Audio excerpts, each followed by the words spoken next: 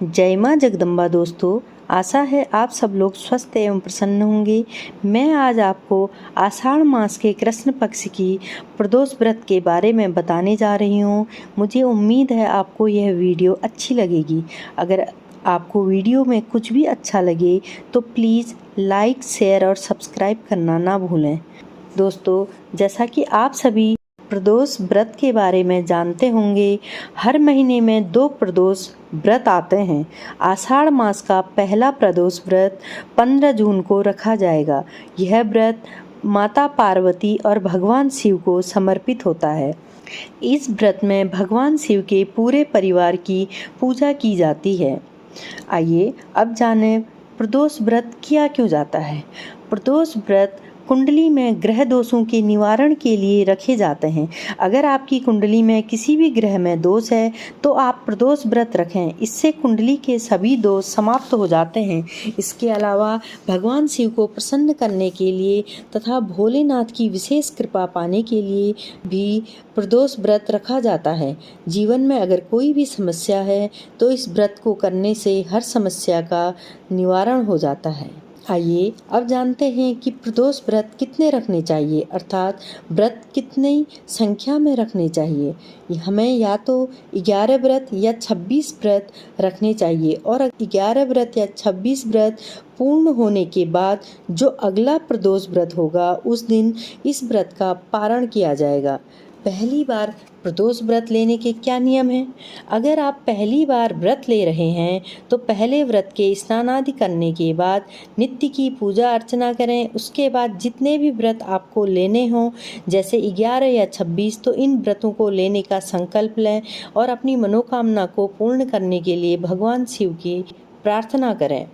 दोस्तों, इस व्रत में सफ़ेद रंग की वस्तुओं का प्रयोग किया जाता है, जैसे सफ़ेद वस्त्र, सफ़ेद पुष्प और सफ़ेद रंग का भोग लगाया जाता है। सफ़ेद भोग में दूध या दूध से बनी मिठाई, दही, खीर का भोग शिव को अर्पित किया जाता है। सुबह की पूजा करने के बाद दिन भर उपवास रखा जाता है। इस उपवास में केवल एक समय ही भोजन ग्रहण किया जाता है। आप फलाहार भी ग्रहण कर सकते हैं। प्रदोष व्रत में नमक का सेवन नहीं किया जाता है, परंतु अगर कोई समस्या हो, कोई बीमार हो तो नमक का सेवन कर सकते हैं, परंतु नमक सेंधा ही प्रयोग करें। दोस्तों, त्रयोदशी तिथि हर महीने में 2 बार आती है और इस तिथि के दिन प्रदोष व्रत रखा जाता है। इस महीने आषाढ़ प्रदोष व्रत रखा जाएगा क्योंकि आषाढ़ मास चल रहा है। इस बार प्रदोष व्रत 15 जून को रखा जाएगा। इस दिन गुरुवार होने के कारण इसे गुरु प्रदोष व्रत के नाम से जाना जाएगा। प्रदोष व्रत भगवान शिव को समर्पित है।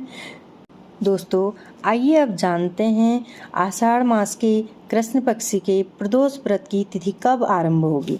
आषाढ़ मास के कृष्ण पक्ष की त्रयोदशी तिथि की शुरुआत 15 जून गुरुवार सुबह 8:32 से होगा। इस तिथि का समापन 16 जून शुक्रवार 8:39 पर होगा।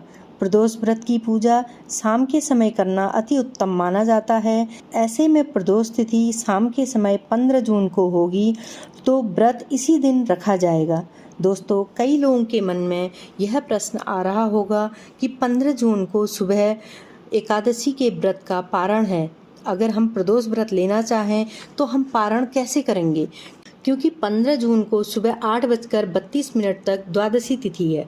15 जून को सुबह एकादशी का पारण किया जाएगा, योगिनी एकादशी के व्रत का पारण किया जाएगा। आइए अब मैं आपको बताती हूँ तो आप पारण कैसे करेंगे। अगर आपने एकादशी का व्रत लिया है और आप प्रदोष का भी व्रत लेना चाह रहे हैं तो 14 तारीख को आप एकादशी का व्रत लेंगे तथा 15 जून 2023 को आप सुबह एकादशी के व्रत का पारण करेंगे। आप एकादशी के व्रत के पारण में उस दिन अन्न का सेवन ना करें। अगर आपको प्रदोष व्रत रखना है तो आप अन्न का सेवन ना करें। एकादशी के व्रत का पारण फलाहार, जूस आदि से करें और उसके बाद प्रदोष व्रत प्रारंभ कर सकते हैं।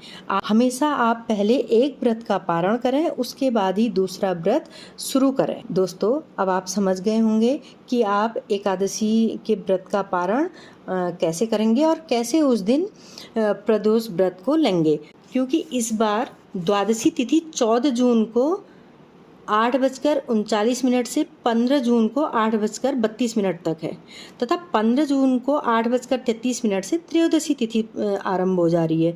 तो जैसा कि मैंने अभी पहले आपको बता दिया है कि 15 जून को जब सुबह 8:32 पर त्रयोदशी तिथि होगी तो वह अगले दिन अर्थात 16 जून शुक्रवार को 8:40 तक, सुबह 8:40 तक रहेगी। तो प्रदोष व्रत में शाम की पूजा का महत्व होता है, इसीलिए 15 जून को ही शाम के समय में प्रदोष व्रत की पूजा की जाएगी।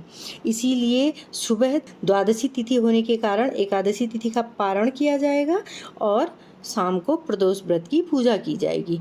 जिनको भी दोनों व्रत साथ रखने हैं वह इन नियमों को अपनाएं। नियम को अपनाने से आप दोनों व्रत ले सकते हैं। आइए अब जानते हैं प्रदोष काल का समय क्या है। प्रदोष काल का समय है 15 जून को शाम 6:24 से शाम 7:54 तक। इस समय में आपको व्रत की पूजा करनी है तथा कथा पढ़नी है और भोग लगाकर उपवास को पूर्ण करना है। आइए अब मैं आपको बताती हूँ शाम की पूजा का नियम क्या है। शाम को शुभ मुहूर्त में प्रदोष व्रत का पूजन किया जाता है और शिव मंदिर में जाकर फिर या अपने घर के मंदिर में भगवान शिव का ध्यान करते हुए उनकी पूजा की जाती है। साथ ही इस दौरान शिवलिंग पर गंगा जल, गाय के दूध से स्नान तथा सफ़ेद चंदन का लेप अवश्य ही किया जाता है। इसके अलावा भगवान भोलेनाथ को बेलपत्र, अक्षत, भांग, धतूरा, समी के पत्ते, सफ़ेद फूल, शहद, भस्म, शक्कर आदि समर्पित की जाती है। साथ ही माता पार्वती को श्रृंगार का सामान अर्पित किया जाता है। भगवान शिव का अभिषेक करते समय हमें ओम नमः शिवाय मंत्र का जाप करते रहना चाहिए तथा गुरु प्रदोष व्रत की कथा भी पढ़नी चाहिए।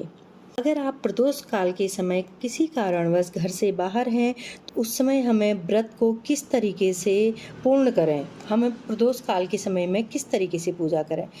हम जहाँ पर भी हैं, अगर हम घर से बाहर हैं, अगर हमारी परिस्थिति नहीं है कि हम मंदिर जा सकें और मंदिर में पूजा कर सकें, तो उस समय हमें भगवान का ध्यान करना चाहिए।